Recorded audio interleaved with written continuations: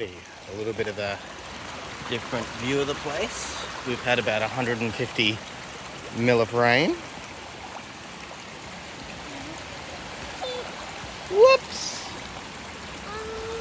Alrighty, a bit of a different view of the place after we've had about 150 mil of rain. So you can see where the water line actually came up to, where this mud patch is. You can see completely going over this first wave and kind of stopping here. You can see because they're grasses, they fold over and let the water go over. You can actually see one under the water here, over there.